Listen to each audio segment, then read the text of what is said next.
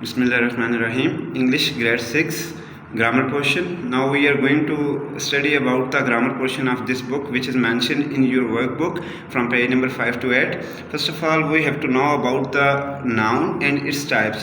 What actually the word noun is?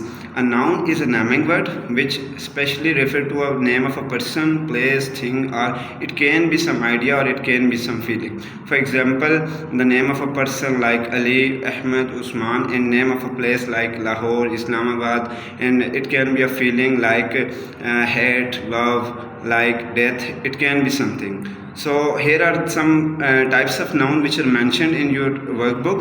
The first type of noun is common, second one is proper, the third is collective, and the abstract noun, and last is the concrete noun. Here is the complete detail of the types of a noun. First of all, we can see there is a common noun. Common noun is actually the name of a person, place, or thing. It's the general or a common name of a person. Like we can use a girl, a boy for any girl or any boy in the world. And a book, these are some common names. We can use these names for a place, for a person, or for a thing. It can be a common name. Okay. The second one is a proper noun. Proper means a specific or a particular name. It is the name of a specific person, place, or a thing. Like for example, Ali is a proper name. Pakistan is a proper name. Lahore, like for example, Quran is a proper name of a book. And third type of noun is collective noun. Collective noun actually refers to a name of a group of people, animals, or thing. It is representing a whole group, but it is taken as a singular word. Okay.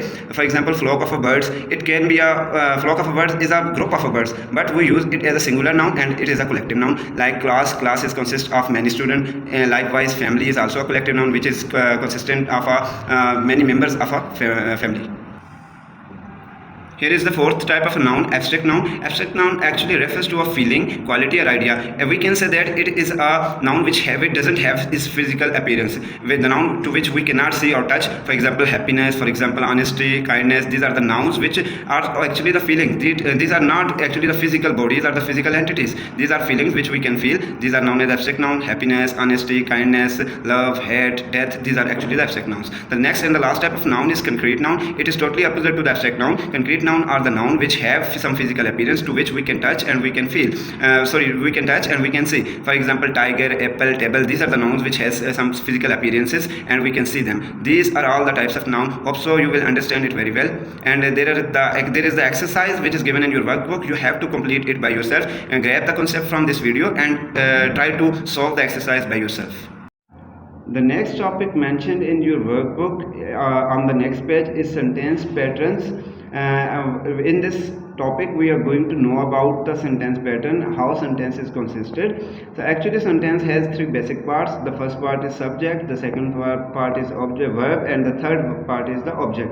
What is subject? Subject is actually the doer of the action. For example, we are saying जो काम करने वाला होता है किसी भी sentence के अंदर, the one who is doing some action, ठीक है, उसको हम subject बोलते हैं. And action itself is known as verb. जो काम होता है किसी भी हर sentence के अंदर कोई ना कोई verb perform किया जा रहा होता है. The verb itself is known as the action and action is known as verb.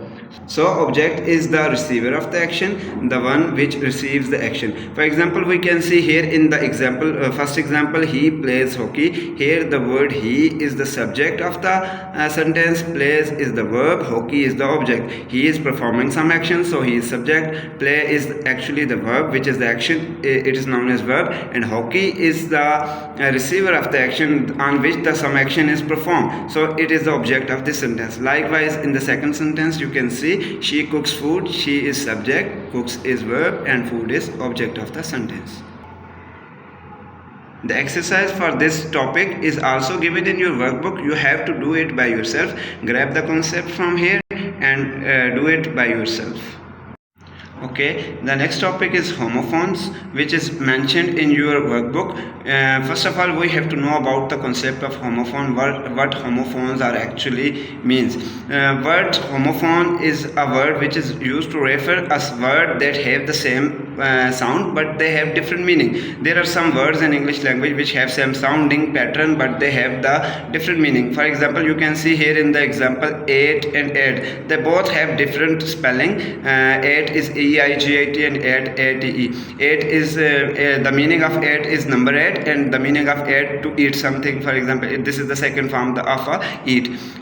आप देख सकते हैं कि जैसा कि एट और एट जो है साउंडिंग में दोनों वर्ड सेम है, लेकिन इनकी मीनिंग डिफरेंट है. एट जो है वो किसी नंबर को रिप्रेजेंट कर रहा है, और ये जो एट है ये किसी भी आपके पास जो है खाने की जो आपके पास ईटिंग जो होती है, ईट जो होता है उसकी सेकंड फॉर्म होती है. We can see here in example, he distributed 8 slices to cake among his friends, and next he ate a slice of cake in the evening. They both have different purposes, but they both have the same sound. Likewise, in the next example you can see the word allowed and allowed. They both have the same sound, but they have the different meaning. For example, allowed to allow something, for example किसी को किसी चीज़ की इजाज़त देना, और allowed का मतलब होता है ऊंचा. तो इनके मतलब दोनों के डिफरेंट हैं. You can see in the example, we are not allowed to enter this building, and he read the letter aloud. They both have different meanings. So hope so you will understand the concepts now, and there is a exercise given in your workbook. You have to do it by yourself. Best of luck.